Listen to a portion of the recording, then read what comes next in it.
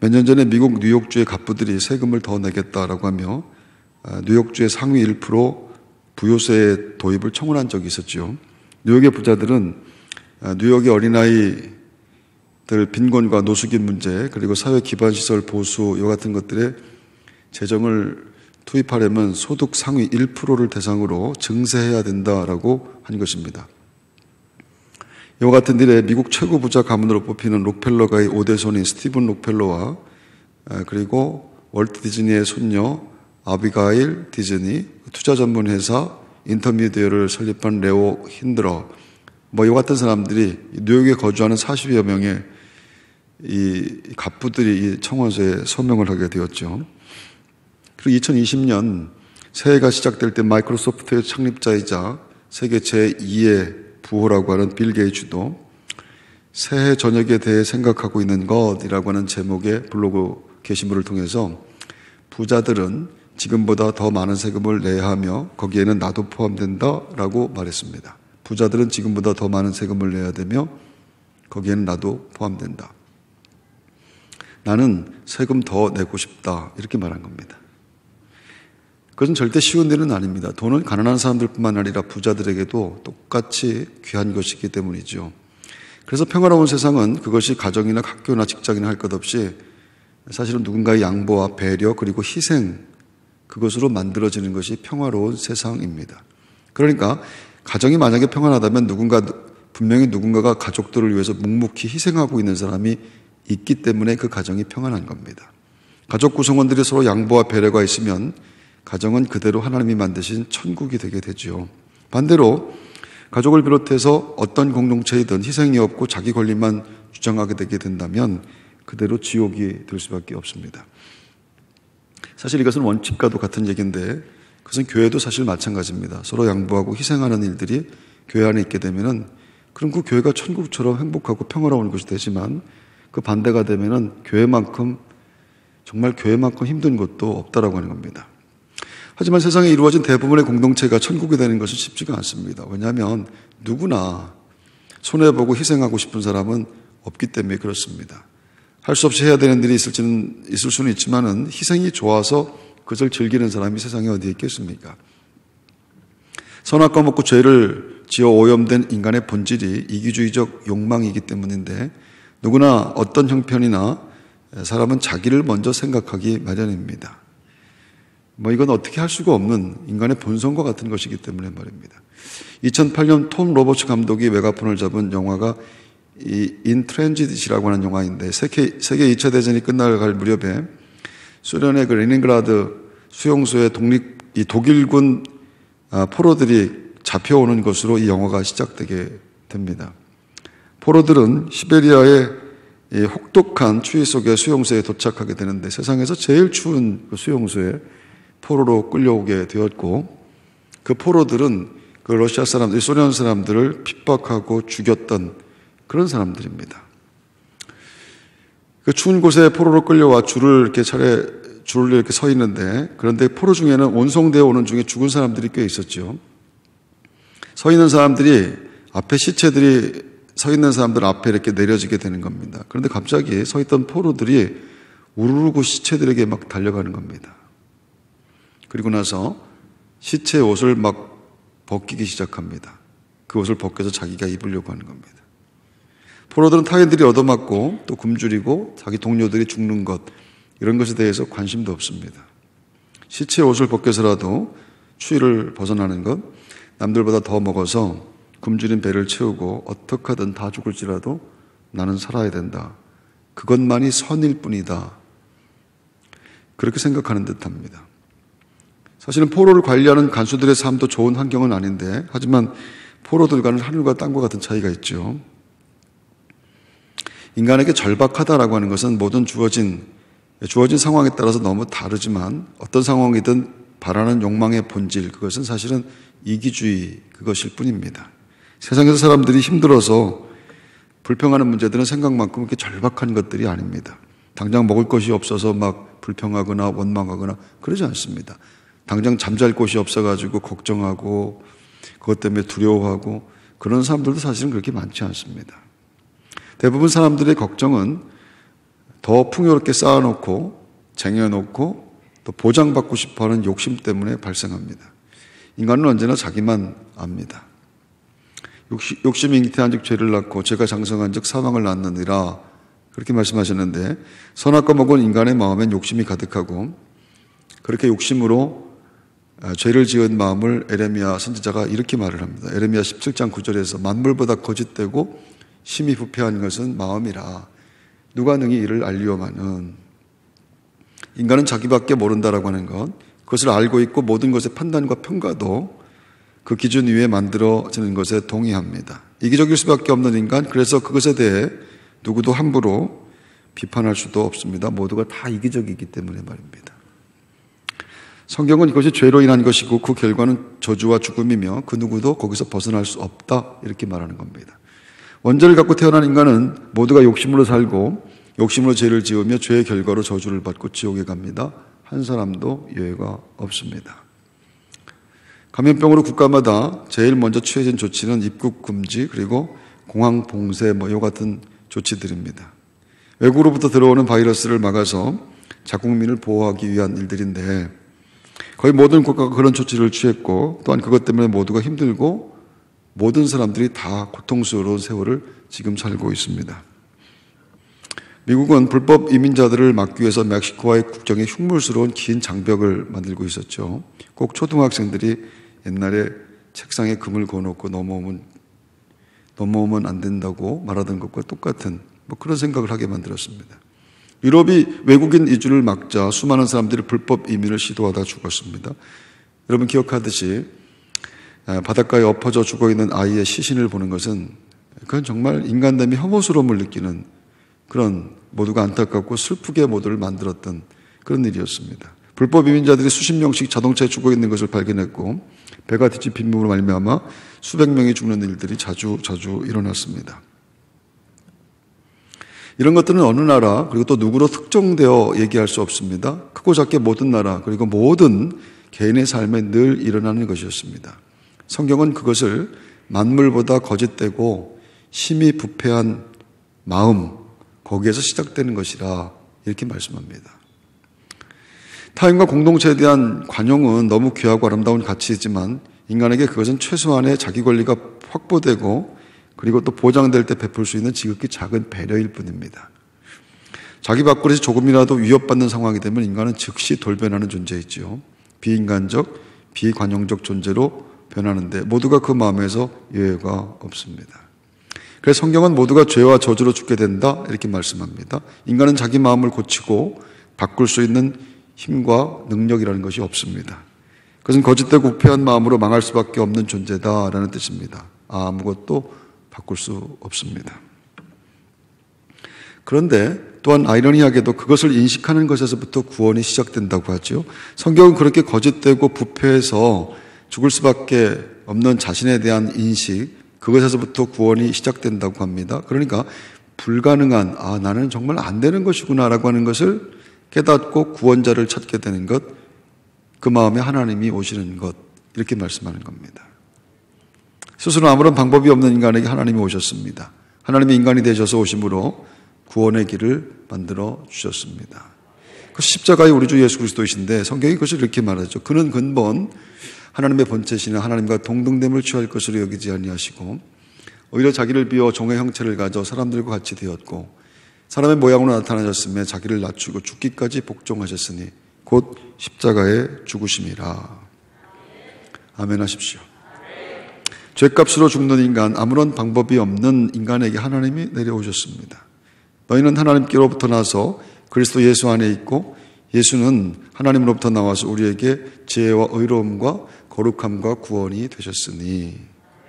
그리고 이 말씀이 이어지는 고린도 후서에서는 이렇게 표현됩니다. 하나님이 죄로 알지도 못하신 자로 하나님이 죄를 알지도 못하신 자로 우리를 대신하여 죄를 삼으신 것은 우리로 하여금 예수 안에서 하나님의 의가 되게 하려 하심이니라. 예수 그리스도가 대신 죄값을 치르셔서 우리가 구원을 받았습니다. 그것을 복음이라고 하고 우리의 죄값이 바쳐진 것이 예수 그리스도이신데 그분은 하나님이십니다. 그것은 무슨 뜻이냐면 나는 하나님이 죽으셔야 할 만큼, 하나님이 죽으셔야 될 만큼 가능성이 없는 존재였다라고 하는 그것을 뜻합니다. 하나님이 죄값을 치러주셨는데 하나님이 죽으셔야 할 만큼 나는 가능성 없는 존재인데 그분이 나를 위해 죽으셨는데 그 죄값을 알게 되면은 할 말이 없는 겁니다. 그 값이 하나님의 죽음이었기 때문에 말입니다. 그래서 복음으로 구원받은 성도에게는 자신의 모든 업적과 모든 의의와 모든 수고와 자랑과 심지어 선행이라고 하는 것까지도 다 삭제될 수밖에 없는 겁니다. 이건 정말 아무것도 아니구나라고 하는 것을 고백할 수밖에 없다라고 하는 건 말입니다. 하나님이 세상에 오셔서 죽음으로 내 죄값, 목숨값을 대신 치르셨다면 내게서 발생하는 것은 당연히 나는 죽을 죄인입니다. 내가 한 것은 죄뿐입니다. 나는 면목 없고 나는 할 말이 아무것도, 나는 하나님 앞에서 할 말이 아무것도 없습니다. 그것입니다. 구원받은 하나님 나라 백성에게는 반드시 구원받은 것이 분명하다면 그 고백이 터져나오게 되어 있습니다. 할렐루야. 인간은 평생 어떤 식으로든 나라고 하는 것을 쌓고 구축하는 존재입니다. 나를 세우고 나를 드러내고 나를 나타내고 나를 자랑하고 그것을 위해 삽니다. 스스로 가치 있는 인생이 되기 위해서 노력하고 그래서 만들어진 업적과 열매를 자랑하며 사는 건 말입니다. 어떤 형태든 다 마찬가지입니다. 공부하는 것도 결혼하는 것도 가정을 이루는 것, 자녀를 만드는 것, 이 모든 것들이 다 마찬가지입니다. 스스로 가치 있는 존재가 인생이 되기 위해서 노력하며 그렇게 만들어진 업적, 열매들, 그런 것들을 자랑하며 사는 것. 인간에게 나오는 모든 행위는 사실 몇 가지 목적에 제한되게 되어 있지요. 그 목적에 합당하지 않으면 절대로 인간은 행동하지 않는 그 목적이 몇 가지 있는데 그건 자기 자신의 이익이 있어야 되고 타인들이 인정하는 것 혹은 자기 만족 이와 같은 것들 중에 한 가지라도 부합이 되어야 인간은 행동합니다.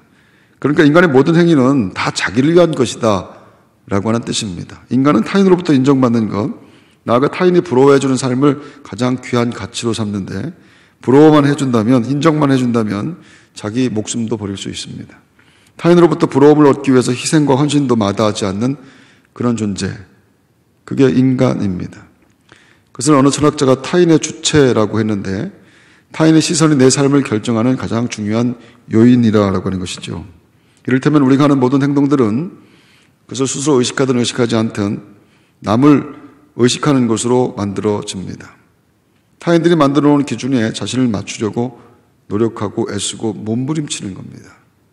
그것에 성공하면 우쭐하고 그것에 성공했다고 생각하면 우월함을 자랑하고 그것에 실패했다고 생각하면 스스로를 실패한 인생으로 아예 규정을 해버리게 되는 것, 그게 타인의 주체가 된 인간의 삶이라 라고 하는 것이죠. 그렇게 타인의 주체로 사는 인간의 삶의 가장 중요한 가치가 인정받는 것인데 그래서 높아지고 강해지고 유명해지는 것, 풍요로워지는 것이 인생의 목표가 될 수밖에 없는 겁니다. 저마다 그 목표를 향해 달려가는데 목표에 도달한 사람을 성공한 사람 이렇게 말하는 겁니다. 그런데 성경이요 그 모든 것들을 다 인정하지 않습니다. 그래서 하나님 말씀을 잘 들어야 됩니다. 하나님 말씀을 듣고 들어도 이 말씀을 깨닫지 못하는 이것이 비극이라고 하는 것이죠. 하나님은 성경은 그것을 인정하지 않습니다. 인간이 이뤄놓은 업적, 나아가 행하는 착한 일, 선행이라고 하는 것까지도 다 마찬가지입니다. 그것들이 귀한 것이지만 인간이 그런 것을 이루어지는 것이 없습니다. 그런 것으로 구원받는 것이 없다라고 하는 것, 그런 것으로 의로워지지 않는다는 것입니다. 세상에 다 부러워하는 사람이 되었다 할지라도 그것은 마찬가지입니다. 성경은 의인이 없고 하나도 없다라고 분명히 말합니다. 선악과 먹은 인간은 죄인일 수밖에 없고 죄인의 죄된 마음을 갖고 행하는 모든 행위는 어떤 것이든 의의가 될 수가 없는 것, 그러니까 그것으로 구원될 수 없는 것, 죄일 수밖에 없다 이렇게 말씀하는 겁니다. 그것은 선을 행하지 말라라고 하는 말이 아니라 인간이 이룬 업적과 행하는 선이 하나님의 의와는 아무런 관계가 없다라고 하는 것, 구원과는 전혀 관계가 없는 것이다. 그것을 말씀하는 겁니다. 사실 세상에 의인으로 불리는 사람들이 참 많죠. 공공의 이익을 위해서 자기 몸을 막 불사르는 사람도 있고요. 조국의 해방을 위해서 목숨을 초계와 같이 버리는 사람도 있고, 우리가 잘 알다시피 인도의 캘커다에 빈민들과 평생 봉사하며 산 마더 테레사 같은 사람들, 그 사람들 다 의인이라고 말하지 않습니까? 근데 성경은 아니라고 합니다. 아예 무자르듯이 없다, 하나도 없다 이렇게 말합니다. 성경은 의의 주체는 하나님 한 분뿐이기 때문입니다.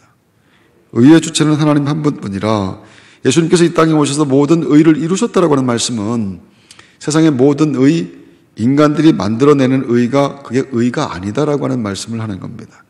인간의 구원을 이루는 의는 오직 죄 없으신 예수님만 이룰 수 있습니다. 그러니까 착한 것과 의로운 것은 완전하게 다른 이야기라. 이거 착각하면 절대로 안 됩니다. 아무리 착한 일 많이 해도 절대로 구원받지 못합니다. 착한 일이라는 것이 중요하지 않다는 얘기가 아닙니다. 그 착한 일로 구원받는 것이 아니고 구원은 오직 하나님께만 달려있는 것이라. 이거 똑바로 알아먹으라라고 얼마나 말씀을 하시는지 모릅니다. 하나님은 착한 일을 보시고 구원을 하시는 것이 아니라 의를 보시고 구원을 하시는데 예수님의 십자가가 의의 전부이고 그래서 예수 믿어야만 구원받는 겁니다. 다른 어떤 것으로도 안 됩니다. 어떤 행위로도 어떤 업적으로도 어떤 자랑과 어떤 선행으로도 안 됩니다. 예수 믿어야만 구원받습니다. 예수님이 십자가에서 다 이루었다라고 말씀하시고 세상을 떠나셨기에 십자가만 하나님이 말씀하시는 의이고 십자가만 복음이 됩니다. 그래서 예수 믿어야만 천국 가는데 복음에는 하나님의 의가 나타나서 믿음으로 믿음에 이르게 하나니 기록된 바 오직 의인은 믿음으로 말미암아 살리라. 완전히 자기를 비워 세상에 오신 분이 완전하게 나를 사랑하셔서 죽으셨습니다.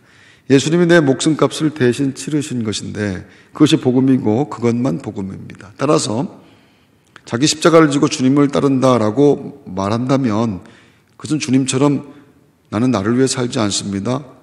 하나님 나라를 위해서 삽니다. 라고 하는 의미입니다.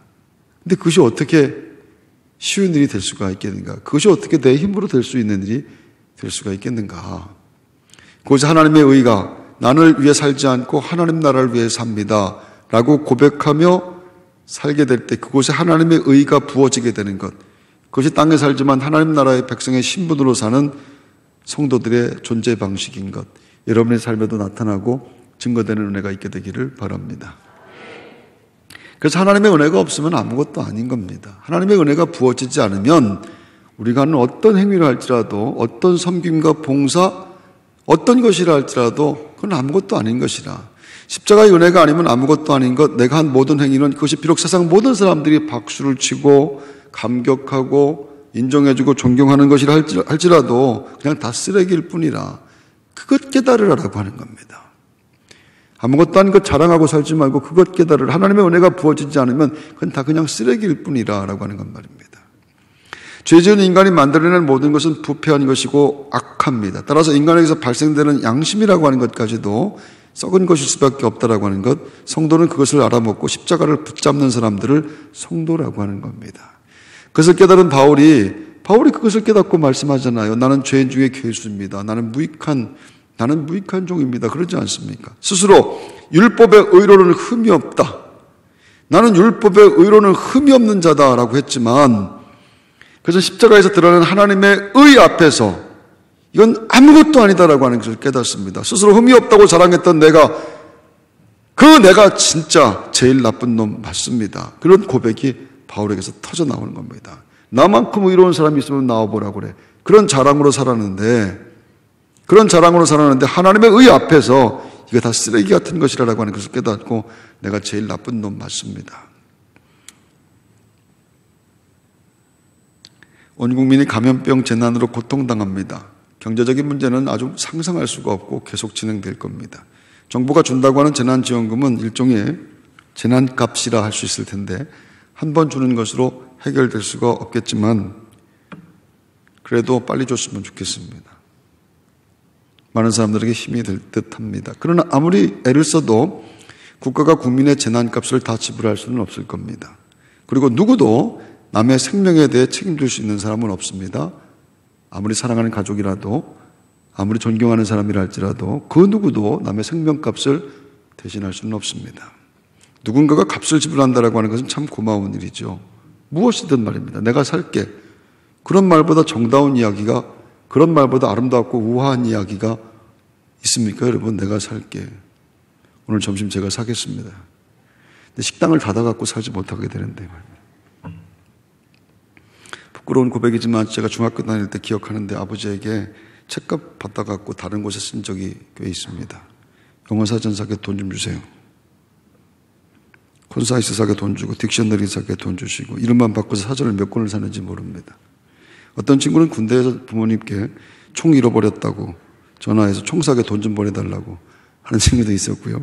부대에서 탱크 잃어버렸다고 탱크 값 좀 달라고 한 사람도 있었다고 합니다. 존재하는 모든 것에는 나름대로 값이 매겨집니다. 그리고 인생은 늘 그 값을 치르며 사는 것인데 무엇이든 값을 따지지 않고 살 수 있는 사람을 성공한 사람 이렇게 말하는 겁니다.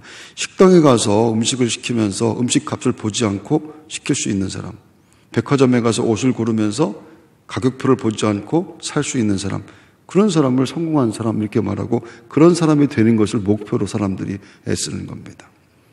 하지만 세상에는 돈으로 지불할 수 없는 값도 분명히 있습니다. 얼마 전에 제 아내 생일 선물로 목걸이를 샀습니다. 가격표에는 제가 생각하는 것보다 동그라미가 하나 더 있었습니다.